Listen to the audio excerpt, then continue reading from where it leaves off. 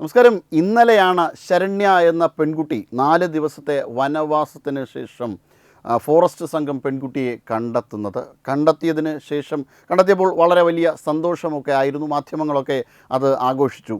പിന്നീടാണ് ഇതിലെന്തോ ഒരു ദുരൂഹത ഉണ്ട് എന്ന് പലർക്കും സംശയം തോന്നിയത്. കാരണം 4 ദിവസത്തെ വനവാസത്തിന് ശേഷവും, അതായത് മറ്റ് സൗകര്യങ്ങളൊന്നുമില്ലാതെ കയ്യിൽ ഒരു 1/2 ലിറ്റർ വെള്ളം മാത്രം വച്ചുകൊണ്ട് 4 ദിവസം എങ്ങനെയാണ് ഈ പെൺകുട്ടി കാട്ടിൽ ഒറ്റയ്ക്ക് കഴിഞ്ഞുകൂടിയത് എന്നതിനൊക്കെയുള്ള വലിയ സംശയങ്ങൾ ഉയരുകയാണ്. അതോടൊപ്പം ഈ പെൺകുട്ടിക്ക് മറ്റ് ആരോഗ്യ പ്രശ്നങ്ങളൊന്നുമില്ലായിരുന്നു കണ്ടെത്തിയ സമയത്ത്. അങ്ങനെ ഇത് എന്തുകൊണ്ടാണ്, എങ്ങനെയാണിത് ഈ ഒരു മിറാക്കിൾ, എങ്ങനെയാണ് ഈ അത്ഭുതം സംഭവിച്ചത് എന്ന് പലരും ചോദിക്കുന്നുണ്ട്. എവറസ്റ്റ് കീഴടക്കിയ ഷെയ്ഖ് ഹസൻ ഇതിലെന്തോ ദുരൂഹതയുണ്ടെന്ന് അദ്ദേഹം അടക്കം ആരോപിച്ചിട്ടുണ്ടായിരുന്നു. കുറച്ച് വർഷങ്ങൾക്ക് മുമ്പ്, അത് 2022 മലമ്പുഴ ചേറാടിയിലുള്ള കുർബാച്ചി മലയിൽ കയറിയിരുന്ന ബാബു, ഈ ബാബു കഞ്ചാവ് അടിച്ചിട്ടാണ് ഈ മലയിൽ കയറിയിരുന്നതെന്നൊക്കെയുള്ള ആരോപണങ്ങൾ ഉയർന്നിട്ടുണ്ടായിരുന്നു. അത് തെളിയിക്കപ്പെട്ടതുമാണ്.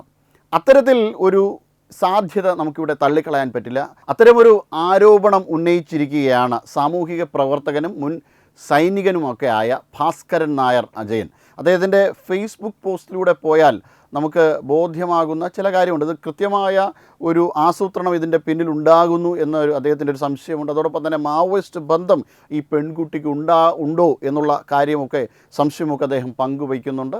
അതോടൊപ്പം മറ്റു പല സംശയങ്ങളും അദ്ദേഹത്തിൻ്റെ ഫേസ്ബുക്ക് പോസ്റ്റിൽ അദ്ദേഹം പങ്കുവയ്ക്കുന്നുണ്ട്. ഒരു മുൻ സൈനികനായതുകൊണ്ട് തന്നെ ഇതിൻ്റെ അധ്വാനത്തെ പറ്റിയിട്ടും, എന്താണ് ഇതിൻ്റെ പിന്നിൽ, എങ്ങനെയാണ് ആർമി ട്രക്കിങ്ങിന് പോകുന്നത്, എന്തൊക്കെ സൗകര്യങ്ങളാണ് അപ്പോൾ ഉണ്ടാകുക എന്നൊക്കെയുള്ള കാര്യങ്ങളെക്കുറിച്ച് അദ്ദേഹത്തിന് തികച്ചും ബോധ്യമുണ്ട്. അല്ലെങ്കിൽ വനത്തിനകത്ത് നമ്മൾ പെട്ടുപോയാൽ ഉണ്ടാകാൻ പോകുന്ന സാഹചര്യങ്ങളെക്കുറിച്ച് വളരെ കൃത്യമായ ഒരു ബോധ്യം അദ്ദേഹത്തിന് ഉള്ളതിൻ്റെയൊക്കെ അടിസ്ഥാനത്തിലാണ് അദ്ദേഹം ഈ ഫേസ്ബുക്ക് പോസ്റ്റ് പങ്കുവച്ചിരിക്കുന്നത്. എന്തായാലും ആ ഫേസ്ബുക്ക് പോസ്റ്റിലേക്ക് ഒന്ന് പോകാം.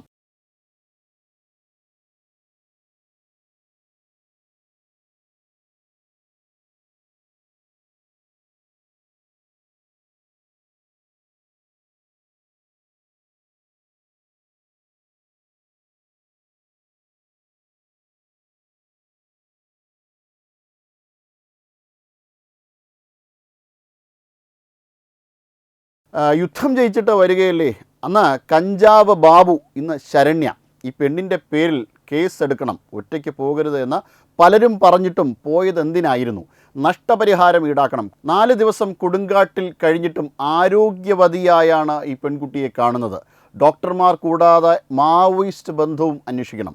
വാഗമൺ തുടങ്ങിയ സ്ഥലങ്ങൾ ക്യാമ്പ് നടത്തിയ സിമി എന്ന മതസംഘടനയെ ആയുധ പരിശീലനത്തിനായി കാട്ടിൽ ഒറ്റയ്ക്ക് പോയതാണോ എന്നുകൂടി അന്വേഷിക്കണം. അവരോടൊപ്പമാണോ ഈ പെൺകുട്ടി കഴിഞ്ഞതെന്ന് അന്വേഷിക്കണം.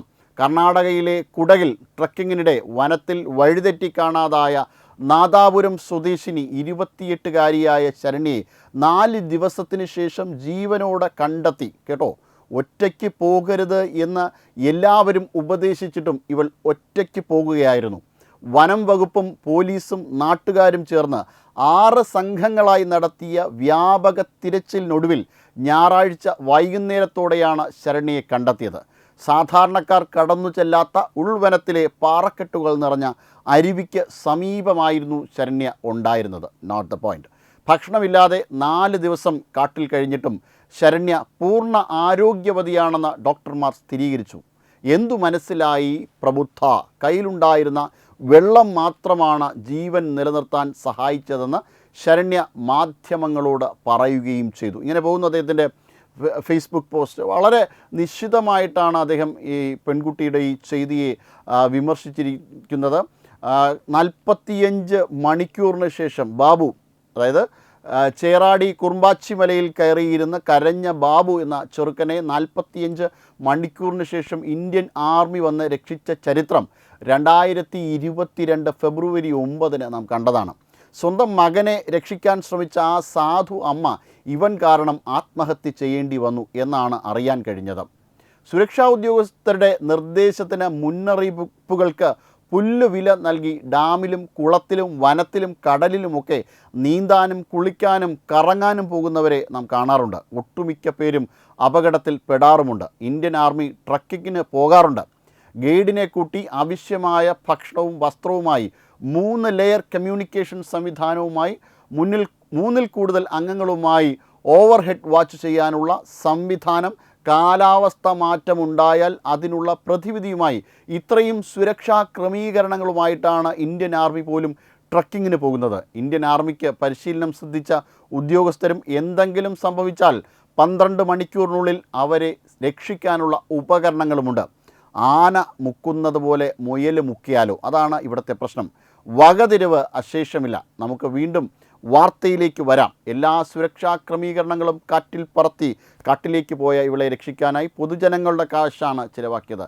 ഇവളെ രക്ഷിച്ചതും ഇതിൻ്റെ സത്യം കൂടി പുറത്തു കൊണ്ടുവരണം. നാളെ മെഡിക്കൽ പരിശോധന നടത്തി ഇവൾ എന്ത് ഭക്ഷണം കഴിച്ചു എന്ന് ഉറപ്പുവരുത്തണം. വേറൊരു വഴിയുണ്ട്. ഒരാഴ്ച കഴിഞ്ഞ് GPS സംവിധാനമുള്ള ഒരു ക്യാമറയും 1 ദിവസത്തേക്കുള്ള ഭക്ഷണവും കൊടുത്ത് ഒന്നുകൂടെ കാട്ടിൽ കൊണ്ടുവിടുക. അല്ല, 4 ദിവസം ഇതൊന്നുമില്ലാതെ ജീവിച്ചവൾക്ക് 3 ദിവസം ഭക്ഷണമില്ലാതെ കാട്ടിൽ താമസിക്കാൻ ബുദ്ധിമുട്ടുണ്ടാവില്ലല്ലോ. മാവോയിസ്റ്റ് ബന്ധം തീർച്ചയായും അന്വേഷിക്കണം. ഇവളുടെ ഫോൺ ഡീറ്റെയിൽ പരിശോധിക്കണം തുടങ്ങി പല ആവശ്യങ്ങളും അദ്ദേഹം മുന്നോട്ട് വച്ചിട്ടുണ്ട്. ഈ അഹങ്കാരി അറിഞ്ഞുകൊണ്ട് ചെയ്തതാകാനാണ് സാധ്യത. വൈറലാവാൻ വേണ്ടി ഇപ്പോൾ യൂട്യൂബ് താരങ്ങൾ കുറേ ഇറങ്ങിയിട്ടുണ്ടല്ലോ. യൂട്യൂബ്, ഇൻസ്റ്റഗ്രാം ഫോളോവേഴ്സിനെ കൂട്ടാനുള്ള പുതിയ പരിപാടി. കർണാടകയിൽ ലോറി അപകടത്തിൽ മരിച്ച അർജുനെ വച്ച ലോറി ഉടമ എന്ന പേരിൽ ഒരുത്തൻ കാട്ടിക്കൂട്ടിയതും അവസാനം ധർമ്മസ്ഥലയിലെ കേസിൽ കരഞ്ഞ് കാലി പിടിച്ചതുമൊക്കെ നാം കണ്ടതാണല്ലോ. ഇങ്ങനെ അദ്ദേഹം ഫേസ്ബുക്ക് പോസ്റ്റിൽ വളരെ വിശദമായിട്ട് ഈ കാര്യങ്ങളെക്കുറിച്ച് സൂചിപ്പിക്കുന്നുണ്ട്. നമ്മുടെ നാട്ടിൽ ഇപ്പോൾ കാണുന്ന എല്ലാ കാര്യങ്ങളെക്കുറിച്ചും അദ്ദേഹം വ്യക്തമായിട്ടാണ് ഈ ഫേസ്ബുക്ക് പോസ്റ്റിൽ പങ്കുവച്ചിരിക്കുന്നത്. അതായത് ഈ പെൺകുട്ടിക്ക് മാവോയിസ്റ്റ് ബന്ധമുണ്ടാകുവാനുള്ളൊരു സാധ്യതയെ നമുക്ക് തള്ളിക്കളയാൻ പറ്റില്ല. പക്ഷേ ആ മേഖല മാവോയിസ്റ്റ് ബാധിത മേഖലയാണെന്ന് വ്യക്തമായൊരു തെളിവൊന്നുമില്ല. പക്ഷേ അതിന് സ്വാഭാവികമായും സംശയിക്കാം. കാരണം ഈ 4 ദിവസം എങ്ങനെയാണ് ഇനി മറ്റെന്തെങ്കിലും ഭീകരവാദ ക്യാമ്പുകൾ ഇതിനകത്തവർ സംഘടിപ്പിച്ചിട്ടുണ്ടായിരുന്നു, ഇങ്ങനെ തുടങ്ങി പല അന്വേഷണങ്ങളുമായി ബന്ധപ്പെട്ട് നടത്തിയെങ്കിൽ മാത്രമേ ഇതിൻ്റെ നിജസ്ഥിതിയെക്കുറിച്ച് അല്ലെങ്കിൽ മറ്റെന്തെങ്കിലും തരത്തിലുള്ള ഗൂഢ ഉദ്ദേശങ്ങൾ ഇവർക്കുണ്ടോ, അങ്ങനെ പല കാര്യങ്ങൾ. കാരണം കാലം അങ്ങനെയാണ് മുന്നോട്ട് പോകുന്നത്. പല സംശയങ്ങളും ഇതുമായി ബന്ധപ്പെട്ട് ഉയരാം. തീർച്ചയായിട്ടും ഇതിനൊരു ഉറപ്പ് വരുത്തണം. കാരണം പലപ്പോഴായി ഇത്തരത്തിലുള്ള ആൾക്കാർ ഇത്തരം വനങ്ങൾ, നേരത്തെ ബാബുവിൻ്റെ കാര്യം സൂചിപ്പിച്ചതുപോലെ, ഈ ഒരു പ്രചോദനം ഉൾക്കൊണ്ടുകൊണ്ട് പലപ്പോഴും മാധ്യമങ്ങളിൽ വലിയ രീതിയിലുള്ളൊരു ബൂമാണ്, വലിയ രീതിയിൽ ഇവരെ പിന്തുണയ്ക്കുന്നു എന്ന രീതിയിലാണ് വാർത്തകൾ വരുന്നത്. മഹാഭാഗ്യം, ധീരയായ പെൺകുട്ടി എന്നൊക്കെയുള്ള വാർത്തകൾ കേട്ട് പ്രചോദനം ഉൾക്കൊണ്ട് വീണ്ടും കാട്ടിൽ ഇതുപോലെ ഒറ്റയ്ക്ക് പോകാനും, ചിലപ്പോൾ മറ്റ് ഉദ്ദേശങ്ങളൊന്നും ഇല്ലാതെ തന്നെ ഒറ്റയ്ക്ക് പോകാനും അപകടത്തിൽ ചെന്ന് വീഴാനുമുള്ള സാധ്യതയെ നമുക്ക് ഒരു കാരണവശാലും തള്ളിക്കളയാൻ പറ്റില്ല. കാരണം അത് പൗരനെ സംബന്ധിച്ചിടത്തോളം അവൻ്റെ ഒരു ക്യൂരിയോസിറ്റിയുടെ ഒക്കെ ഭാഗമായിട്ട് ചിലപ്പോൾ അങ്ങനെ ചെയ്യാം. അങ്ങനെ ചെയ്യുന്ന കാര്യത്തെ പരമാവധി പ്രോത്സാഹിപ്പിക്കുന്നതിന് തുല്യമാണ് മാധ്യമ വാർത്തകൾ പോലും. ഒരിക്കലും അങ്ങനെ പ്രോത്സാഹിപ്പിക്കാൻ പാടുള്ള കാര്യമേ അല്ല. മതിയായ സുരക്ഷാ സംവിധാനങ്ങളോടുകൂടിയാണ് ഇത്തരം വനപ്രദേശങ്ങളിൽ പോകേണ്ടത്. ഇനി അതല്ല, മറ്റെന്തെങ്കിലും തരത്തിലുള്ള ഉദ്ദേശങ്ങൾ ഇതിൻ്റെ പിന്നിലുണ്ട് എങ്കിൽ തീർച്ചയായിട്ടും അന്വേഷിക്കേണ്ടതാണ്. പ്രത്യേകിച്ചും തെക്കൻ മേഖല വളരെയധികം മാവോയിസ്റ്റുകൾ എന്നല്ല, മറ്റ് പല തരത്തിലുള്ള ഭീകരവാദ സംഘടനകളും. ഇപ്പോൾ വാഗമണിലാണ് സിമി അടക്കമുള്ളവരുടെ ഭീകരവാദ ക്യാമ്പ് നടന്നത്. കേരളം പോലുള്ള സംസ്ഥാനങ്ങൾ അല്ലെങ്കിൽ കർണാടകത്തിലെ ചില പ്രദേശങ്ങളിലൊക്കെയും ഈ ഭീകരവാദികൾ ക്യാമ്പുകൾക്കും മറ്റു കാര്യങ്ങൾക്കുമായിട്ട് തങ്ങുന്നുണ്ട്. വളരെ സുരക്ഷിതമായൊരു താവളമായി പലരും അതിനെ കണക്കാക്കുന്നുണ്ട്. അത് ഒരു കാരണവശാലും അതിനെ അനുവദിച്ചു കൊടുക്കുവാൻ പാടില്ല. അത്തരത്തിൽ വളരെ സമഗ്രമായ അന്വേഷണം നടക്കേണ്ടതുണ്ട്. കാരണം പ്രത്യേകിച്ചും തെക്കൻ പ്രദേശത്തെ വിഭജിച്ച്, ഭാരതത്തിൽ നിന്ന് വിഭജിച്ച ശേഷം മറ്റൊരു രാജ്യമാക്കി മാറ്റിയെടുക്കുവാൻ വേണ്ടിയിട്ടുള്ള ഉദ്ദേശം ഇവർക്ക് ഉണ്ട്. അത്തരത്തിലുള്ള ഉദ്ദേശങ്ങൾ ഇതിൻ്റെ പിന്നിലുണ്ടോ? അങ്ങനെ എന്തെങ്കിലും തരത്തിലുള്ള കാര്യങ്ങൾ, പ്രത്യേകിച്ച് പെൺകുട്ടികളെയാണ് ഇത്തരം കാര്യങ്ങൾക്ക് വേണ്ടിയിട്ട് വിനിയോഗിക്കുന്നത്. കാരണം പെൺകുട്ടികളെ ആകുമ്പോൾ ആരും അങ്ങനെ സംശയിക്കില്ലല്ലോ. മറ്റൊന്ന് കുട്ടികളെയാണ്, ചിലപ്പോൾ 18 വയസ്സ് തികയാത്ത ആൾക്കാരെയാണ് പലപ്പോഴും ഇത്തരം കാര്യങ്ങൾക്ക് ചിലപ്പോൾ ഉപയോഗിക്കുന്നത്.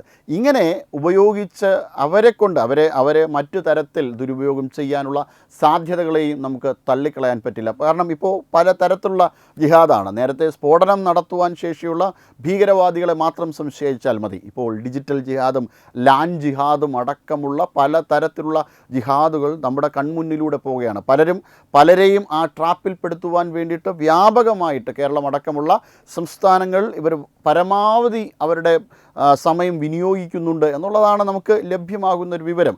അതിൻ്റെയൊക്കെ അടിസ്ഥാനത്തിൽ ഇത്തരം കാര്യങ്ങളെയൊന്നും വളരെ ലളിതമായിട്ട് നമുക്ക് കാണുവാൻ കഴിയില്ല. സങ്കുചിത ചിന്താഗതിയുമായിട്ട് രാജ്യത്തെ നശിപ്പിക്കുന്നതിന് വേണ്ടിയിട്ട് അല്ലെങ്കിൽ തങ്ങളുടെ മത അധികാര അധികാരം വേണ്ടിയിട്ട്, പൊളിറ്റിക്കൽ ഇസ്ലാമൈസേഷന് വേണ്ടിയിട്ടൊക്കെ പലപ്പോഴായി പല സംഘങ്ങൾ രാജ്യത്തിൻ്റെ പല ഭാഗങ്ങളിലും പതിയിരിക്കുന്നു എന്നതാണ്. നമുക്ക് ഭീകരവാദികളെ കണ്ടെത്താം, പക്ഷേ ഈ സ്ലീപ്പർ സെല്ലിനെ കണ്ടെത്താൻ വലിയ പാടാണ്. പക്ഷേ ഇവരെ നിരീക്ഷിക്കുവാൻ വേണ്ടിയിട്ട് മാത്രമേ കഴിയുള്ളൂ. ഇവരെ കണ്ടെത്തി പിടിച്ചു കഴിഞ്ഞു കഴിഞ്ഞാൽ നമ്മുടെ നാട്ടിലെ ജനാധിപത്യവാദികൾ തന്നെ, നമ്മുടെ 370 പിൻവലിച്ചപ്പോൾ കണ്ടതാണല്ലോ, കോൺഗ്രസ് ഉൾപ്പെടെയുള്ള സംഘടനകൾ എന്താണ് അതിനെ പറഞ്ഞത്. 370 പിൻവലിച്ചതോട്, ആർട്ടിക്കിൾ 370 പിൻവലിച്ചതോടുകൂടി അവിടുത്തെ കാശ്മീരിലെ ജനാധിപത്യം ഇതാ തകർന്നു കഴിഞ്ഞു, കാശ്മീരിൽ ഇനി ഒന്നുമില്ല, എന്താണ് നിങ്ങൾ നടത്തുന്നത്, ഒരു ഫാസിസ്റ്റ് സർക്കാരാണ് എന്ന തരത്തിലൊക്കെ വലിയ ആക്ഷേപങ്ങളാണ് സർക്കാരിന് നേരെ, കേന്ദ്ര സർക്കാരിന് നേരെ ഉയർന്നു കേട്ടത്, കേന്ദ്ര ഗവൺമെൻറ്റിന് നേരെ ഉയർന്നു കേട്ടത്. അത് ഒരിക്കലും അങ്ങനെയല്ല വാസ്തവമെന്ന് എല്ലാവർക്കും അറിയാം. അങ്ങനെ രാജ്യത്തിനകത്തുള്ള വിഘടനവാദികൾക്ക് ഫാൻസ് ഉണ്ട്, പ്രതിപക്ഷം പോലും അവർക്ക് പിന്തുണ കൊടുക്കുന്നുണ്ട്. അത് ജനാധിപത്യത്തിൻ്റെ പേരിലാണെന്ന്. എന്താണ് ജനാധിപത്യം? മുഴുവൻ മനുഷ്യരെയും ഉൾക്കൊണ്ടുകൊണ്ട് ജീവിക്കാനുള്ള ഒരു സാഹചര്യം ഉണ്ടാക്കുന്ന ഭരണ സംവിധാനമാണ്, വ്യവസ്ഥിതിയാണ് ജനാധിപത്യം എന്ന് പറയുന്നത്. എല്ലാവർക്കും ഒരുപോലെ അവരുടെ ശബ്ദം കേൾപ്പിക്കുവാനുള്ള ഒരു സാഹചര്യം ഉണ്ടാക്കുന്നത്. അത്തരം ശബ്ദം കേൾപ്പിക്കുക എന്നാൽ ഭീകരവാദിയുടെ ശബ്ദം കേൾപ്പിക്കുക എന്നല്ല, മറ്റു മനുഷ്യരെ കൊന്നൊടുക്കുവാൻ തയ്യാറായി നടക്കുന്ന ആൾക്കാരുടെ ശബ്ദം കേൾപ്പിക്കുക എന്നതല്ല സത്യത്തിൽ ജനാധിപത്യം എന്ന് പറയുന്നത്. അപ്പോൾ അത്തരം ആൾക്കാർക്ക് വലിയ ഫാൻസ് ഉള്ള ഒരു കാലത്ത് എന്തായാലും ഇതൊക്കെ അന്വേഷിക്കേണ്ടതാണ്. വളരെ കൃത്യമായി ഇതിനെക്കുറിച്ചുള്ള കാര്യങ്ങൾ പൊതുജനത്തിനെ ബോധ്യപ്പെടുത്തേണ്ടതാണ്. ഇനി മേലിലെങ്കിലും ഇതുപോലുള്ള ഒരു സംഭവം ഉണ്ടാകാതിരിക്കുവാൻ വേണ്ടിയിട്ടുള്ള സത്വര നടപടികൾ കൈക്കൊള്ളേണ്ടതുമാണ്. Web desk Tatwamayi news. HIV അണുബാധ സന്തോഷപൂർണമായ ഒരു ജീവിതത്തിന് തടസ്സമല്ല. HIV അണുബാധയ്ക്ക് ഫലപ്രദമായ ചികിത്സ ഇന്ന് ലഭ്യമാണ്. ഇതിന് യഥാസമയം അണുബാധ കണ്ടെത്തുന്നതും കാലേക്കൂട്ടി ചികിത്സ നടത്തേണ്ടതും അത്യാവശ്യമാണ്. സൗജന്യമായ ചികിത്സയും മാർഗനിർദ്ദേശങ്ങളും സർക്കാർ ആശുപത്രികളിലെ ART അഥവാ ഉഷസ് കേന്ദ്രങ്ങളിൽ ലഭ്യമാണ്. ആരോഗ്യ സംരക്ഷണം ഓരോരുത്തരുടെയും ഉത്തരവാദിത്തമാണ്.